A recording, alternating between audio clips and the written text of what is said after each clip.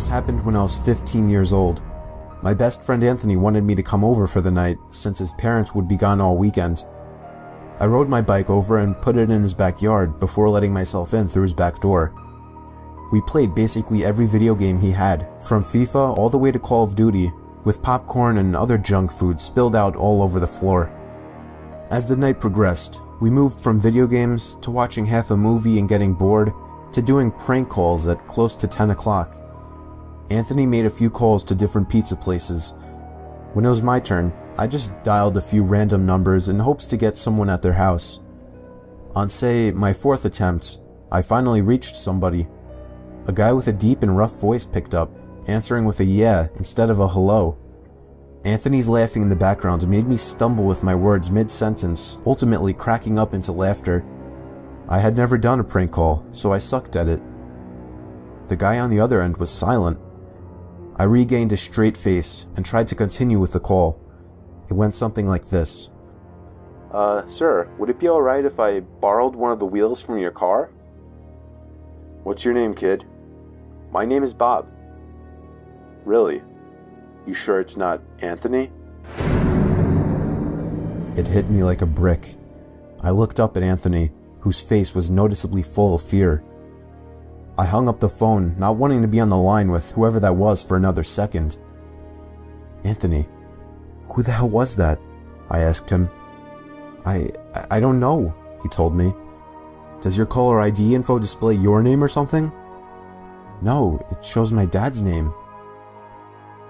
We hopped on the computer and did some research, trying to figure out how it was possible to get someone's name through their phone number. It didn't make sense how he could get Anthony's name so quickly. He was way too young at the time to be on any of those personal information sharing websites. We ended up asking a question on Yahoo Answers, since no one had a similar experience. The question turned up no answers. I suggested he call his dad, but he said he wasn't supposed to have anybody over for the weekend, so he didn't want to call. We planned on sleeping in the living room, so we just resumed watching the movie that we hadn't finished from earlier. Right after the phone call had left my mind, me and Anthony looked at each other when we heard his front storm door opening, and then the doorknob to the front door began to turn. It only was able to turn about halfway before the lock restricted it. Anthony turned off the TV, and I went over to the window to see who it was. I spread the blinds open. There was a tall guy standing outside. He noticed the blinds moving, and turned to look at me. I practically threw the blinds back into place. Me and Anthony hid in the kitchen, listening for any more noises. We heard the sound of the gate to the backyard opening, as it was right outside the kitchen window. God damn it, I said. I forgot to shut the back door. Anthony urged me to run and shut it. I made it to the hallway leading to his back door, and froze. There was a silhouette standing outside the back door. I don't think he noticed me, but he was surely looking into the house. He opened the door and stepped inside. I tiptoed to the kitchen and motioned for Anthony to follow me upstairs. We made it to his room as quietly as possible, pulling the door shut to avoid making any noise. We crawled under his bed. He had cloth covering the bottom of his bed, so you couldn't see anything under it unless you actually moved the cloth. The doors downstairs all opened, each one getting closer to the stairs. Thumps finally began up the stairs, and he was right outside the door now. The door to the room opened. I could hear Anthony's breathing. It was too loud. Footsteps moved over to the closet, and then the closet opened.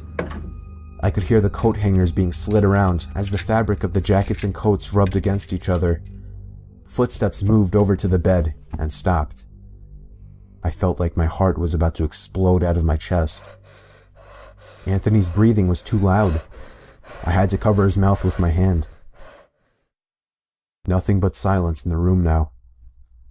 We laid still for so long, I almost thought he wasn't even in the room anymore. I moved my hand away from Anthony's mouth and whispered in his ear, "You think we can make a run for it?" He was about to answer when the most disturbing, memory-haunting scream I'd ever heard filled my ears as Anthony was seemingly dragged out from under the bed. I crawled out and saw him struggling with the man. I desperately looked around for anything to use as a weapon.